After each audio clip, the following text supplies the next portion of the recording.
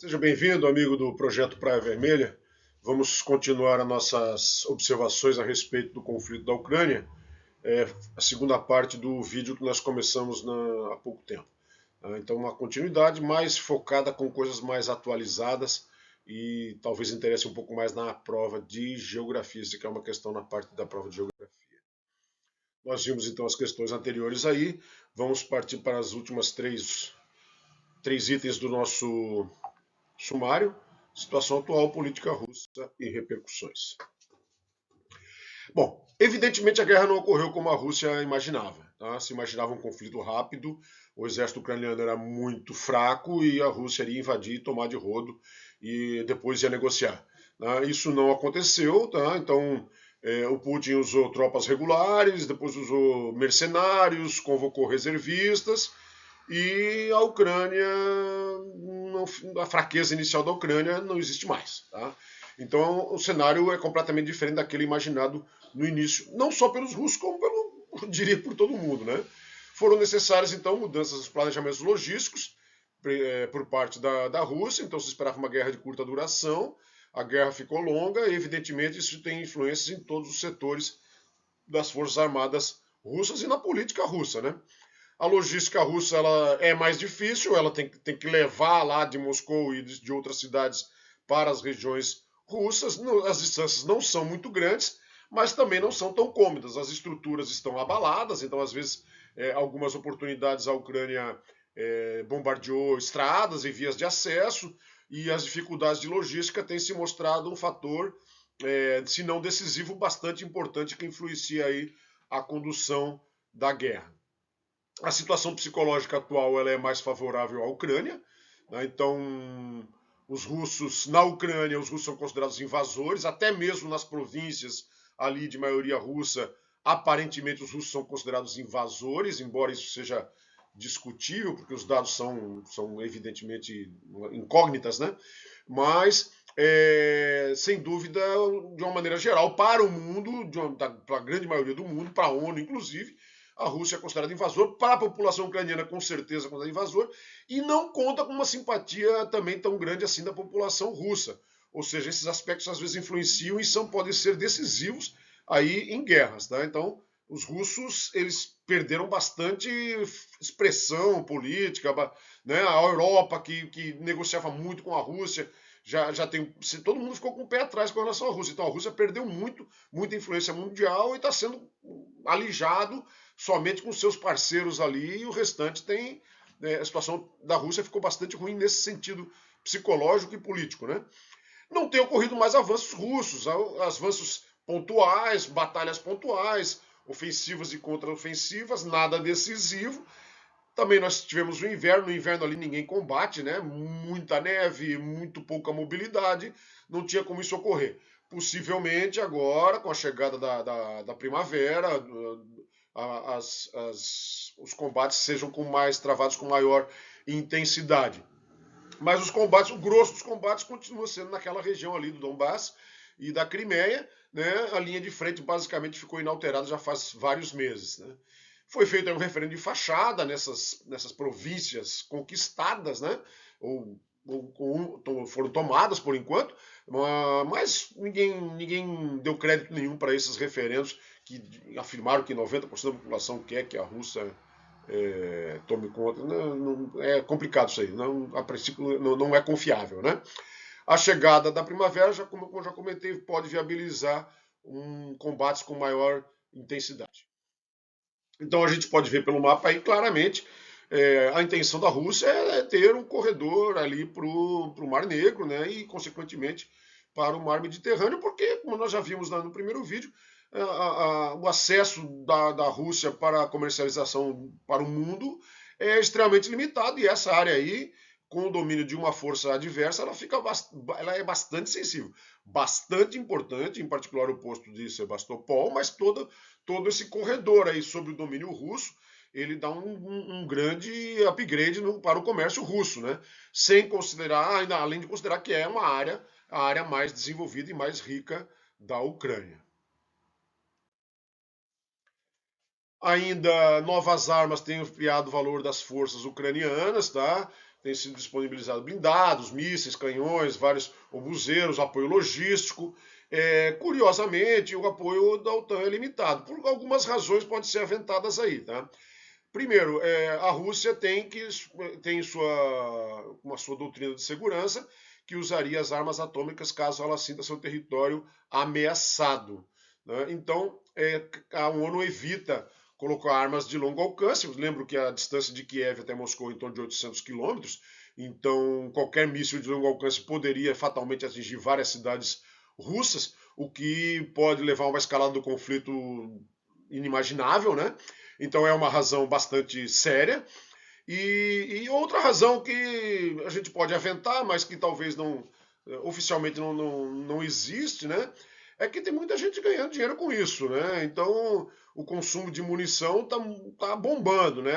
Várias indústrias, a rede logística de apoio tem se intensificado, as munições que estavam perdendo sua validade foram consumidas, né? E no final das contas essa guerra, embora tenha havido um impacto inicial bastante marcante e ruim, ela acabou se virando como uma fonte de recurso triste, mas que não vamos ser ingênuos. Geopolítica está aí, as guerras existem.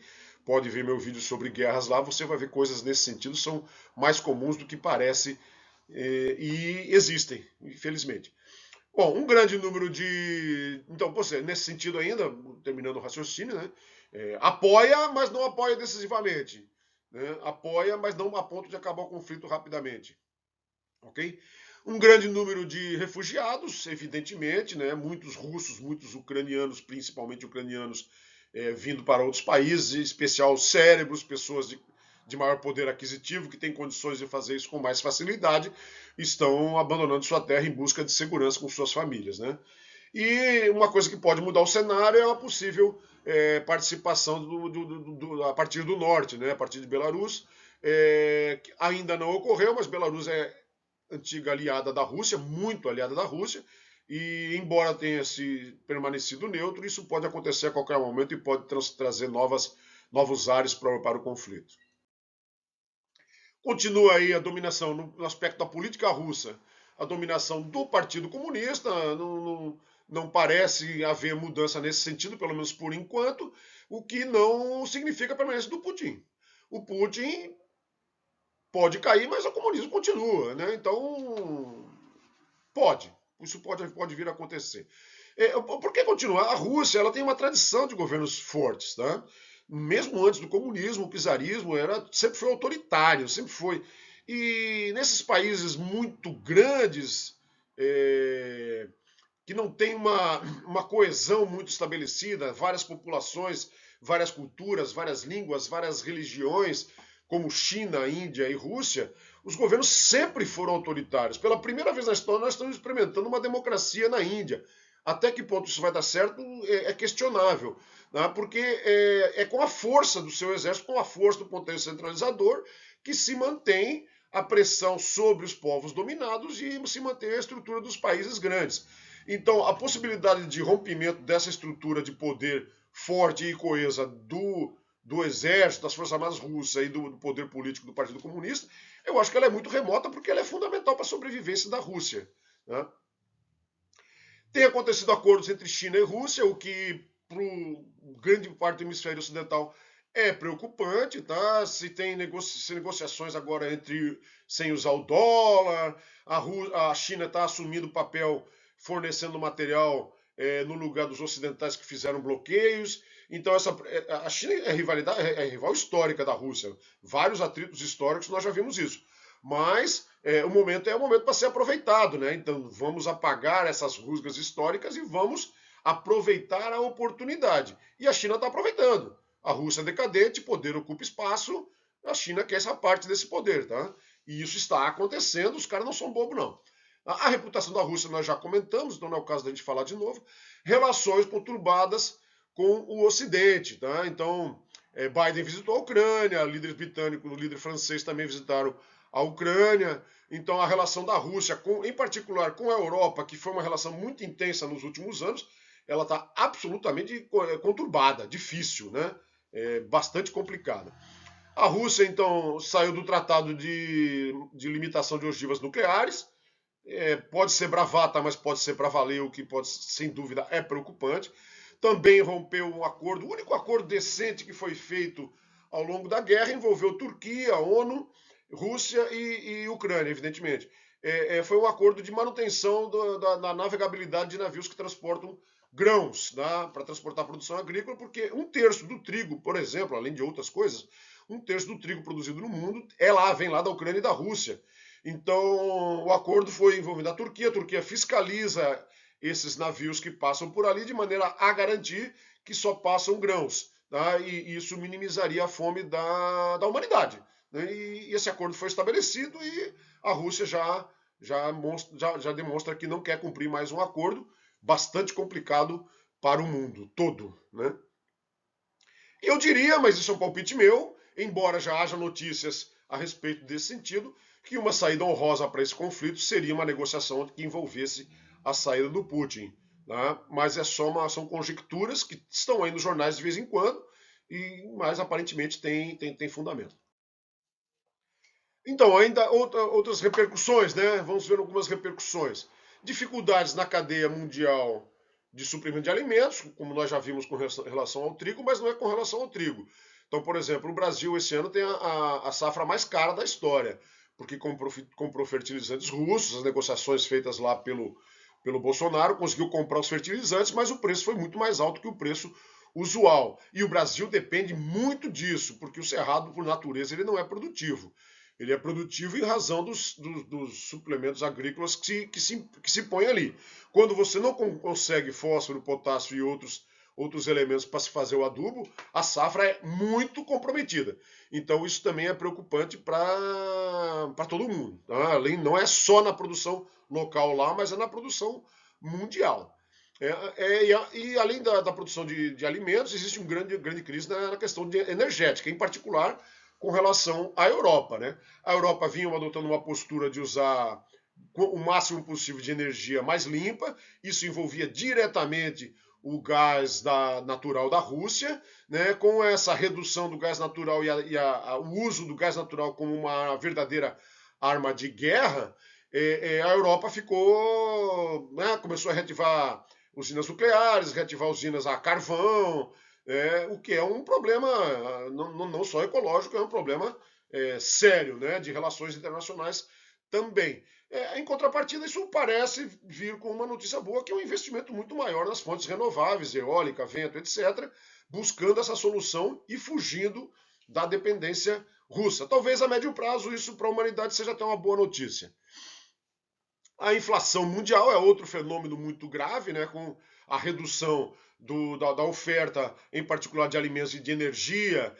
Houve um grande aumento de preços e nós vimos aí ano passado o mundo inteiro com a inflação, Estados Unidos beirando 10%, Europa 10%, Japão com inflação, são coisas novas no cenário econômico mundial, batendo recordes e recordes em razão da guerra. E efeito da inflação é o pobre. Quem se lasca é o pobre. Né? Quem não tem dinheiro para pagar a conta de luz vai ter que reduzir o seu consumo, vai ter que piorar sua qualidade de vida. É complicado isso, tá? Então, houve uma redução, já metas e fontes renováveis, mas busca nova tecnologia, acabei de falar. Um consumo de munição e valorização da indústria de armamento. Sem dúvida, a indústria de armamento vem ganhando muito dinheiro com esse conflito, né? E tem interesses às vezes obscuros, às vezes não, interesses claros também, na manutenção da continuidade desses embates. Né? Sem dúvida, abre oportunidades para o Brasil, tá? Em particular na questão de extração mineral, em busca de outras opções para a safra agrícola, para a produção agrícola nacional, abre opções para fazer uma superprodução de commodities, né, com ganhos bastante elevados. Aparentemente, essas oportunidades estão sendo perdidas, mas as oportunidades estão aí diante de uma crise alimentar e valorização das commodities. Há dificuldades muito grandes para a diplomacia brasileira. Então, o Brasil tem uma diplomacia muito valorizada historicamente, né? Em particular após os posicionamentos do nosso presidente se posicionando dubiamente, inicialmente questionando, colocando Rússia e Ucrânia no mesmo patamar, foi rechaçado por Estados Unidos, foi rechaçado por Europa, e aí se posicionou de uma maneira dúbia. Evidentemente, isso aí, para a diplomacia, é um desastre, é um problema bastante grave, o que pode levar aí, inicialmente de cara, a gente percebe reflexos internos que às vezes bastidores que a gente não fica nem sabendo. Vamos aventar uma possibilidade, a gente vê, por exemplo, supondo, né, não é concreto isso, mas apareceram imagens ali do 8 de janeiro, né, pela CNN. A CNN é uma empresa americana. Os Estados Unidos apoiaram, ainda que discretamente, apoiaram o Lula. O Biden tem uma ojeriza ao Bolsonaro, que é fortíssimo aliado do Trump.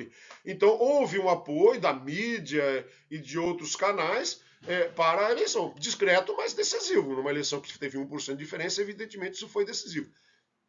Você já vê de novo aí Caio Coppola entrando na CNN, a CNN divulgando esse tipo de dado. Sugere uma mudança de política norte-americana e, inclusive, com possibilidades de retaliação se o posicionamento do Brasil continuar nesse sentido. Tá? Esperamos que as coisas fluam com a maior naturalidade possível. Houve uma desvalorização do dólar inicial frente ao yuan, desculpe. Se isso vai continuar ou não, o tempo dirá. Tá? O yuan, aparentemente, é uma moeda que requer pouca confiabilidade, né? Então a China é um país que tem um controle absoluto sobre sua moeda, não tem os mecanismos de controle que possam viabilizar uma política consistente de longo prazo, que nem o dólar. O dólar ele flui à mercê do mercado. Então o mercado ele mesmo controla o valor do dólar, a interferência do governo americano é mínima. Quando você tem uma moeda que está à mercê de um governante, ainda de um partido, de um governante absolutista, de um partido único, você tem riscos muito sérios. Então, é muito difícil imaginar o yuan substituindo o dólar nas relações comerciais mundiais. É muito difícil. Aparentemente, essa aposta não é adequada. O tempo dirá, mas a situação não é tão simples quanto parece. Não, vamos negociar direto em yuan, esquece o dólar. O que você vai fazer com esse yuan que você tem aqui? Você vai comprar onde? Na Europa? Você vai negociar com os Estados Unidos? Você vai negociar com a Argentina? Ninguém aceita, então é complicado. Então vamos devagar. Então essas negociações direto envolvendo só yuan é muito favorável para a China, que para de pagar as taxas cambiais, mas, bom, vamos ver, vamos torcer para que dê certo. De novo. O reposicionamento da Turquia, da Finlândia e da Suécia, eu diria da Europa Oriental como um todo, né? Já tinha um pé atrás com a Rússia. A Rússia é imperialista, inegavelmente ao longo da história é imperialista, a gente já falou sobre isso. Então, de cara, você vê aí a adesão, por exemplo, dos países nórdicos à OTAN. Havia uma resistência interna que foi dissipada com essa invasão russa à Ucrânia. Então, novamente, isso é um reflexo do posicionamento russo. Houve fortalecimento da China, a China está sabendo aproveitar muito bem a oportunidade, né? Negociando realmente, né? E ganhando dinheiro com isso. Houve um empobrecimento russo e ucraniano. Tá? A Rússia, gente, não é essa potência toda. É uma potência bélica, gigantesca, a segundo maior exército do mundo, disparado. Mas, economicamente, ela tem o mesmo PIB aproximado do Brasil. Está sempre por ali, na mesma casa que o Brasil. Então, o dinheiro é limitado. O sacrifício vira da população. E pô, a classe dominante russa, o Partido Comunista, não governa sozinho. Ele governa junto com as pessoas que têm seus interesses, evidentemente. O alto comissariado, a cúpula política e a cúpula econômica também. Tá? Não resta nenhuma dúvida. Quando esse pessoal começa a perder muito dinheiro, a chance de se ter problemas políticos é muito grande. A política e a economia estão sempre relacionadas, lembro disso, né? Então, com o empobrecimento dos mega industriais russos, a chance do Putin ter problema é muito grande. Por fim, algumas ideias adicionais que não estavam no script inicial, mas eu acho interessante comentar. O BRICS ficou numa situação difícil, igual ao Brasil, tá? Você tem a Rússia como componente do BRICS, tá? Mas o BRICS não negocia muito usando somente a China. Então, se você depender exclusivamente da China, você vai minimizar as relações com os países europeus e com os Estados Unidos. Isso pode gerar bastante dificuldade. Né? Os pobres são os mais prejudicados com a onda inflacionária no mundo inteiro e com o êxodo da Ucrânia, são mais pobres espalhados pelo mundo, já tínhamos muitos problemas, é mais um problema que vai afetar a população de baixo. Lembre o seguinte, gente: um terço da população mundial consome uma energia abaixo do que uma geladeira consome. A pobreza ainda é muito grande. Então, toda vez que encarece alguma coisa, o impacto é gigantesco para quem é muito pobre. Tem impacto para você? Tem. Você vai parar o teu projeto que você queria fazer uma viagem, você vai cortar. Sei lá, o carro novo que você ia comprar esse ano você não vai comprar. Você sente. Agora imagina o cara que não tem a comida que ele ia comprar ele não vai poder comprar. Bastante complicado. Na crise surgem oportunidades e o Brasil aparentemente está perdendo oportunidades. Tá? Está vinculando as suas oportunidades às oportunidades chinesas. Na minha opinião, isso é uma opinião, isso não é um fato, é tolice. Tolice, a China não vai abrir mão das suas vantagens e achar que vai delegar essas vantagens para o Brasil. Né? Então as oportunidades estão aí. Se você fizer uma super safra, você pode ter super lucros. Né? E aparentemente não está se caminhando nesse sentido. Não só safra, né? Minerais todos, começar a investir agora numa extração, um processo rápido para suprir a demanda que está sendo limitada em razão da guerra, é uma oportunidade de ouro, que aparentemente nós não estamos sabendo interpretar da maneira adequada, mas a opinião é opinião, né? Quem sou eu para questionar uma grande elite dirigente do nosso país, né? Não há vencedores, com exceção da indústria de armamento. Né? E, gente, a prova já está pronta, né? Mas os acontecimentos recentes ainda podem ter validade. Não tem validade para formular a questão, a pergunta, mas para formular a resposta tem. Então vamos continuar de olho, vamos continuar lendo as notícias sobre o assunto, porque elas ainda podem constar da sua resposta. Ok, pessoal? Então, sobre o conflito na Ucrânia era isso. Até a próxima e um forte abraço.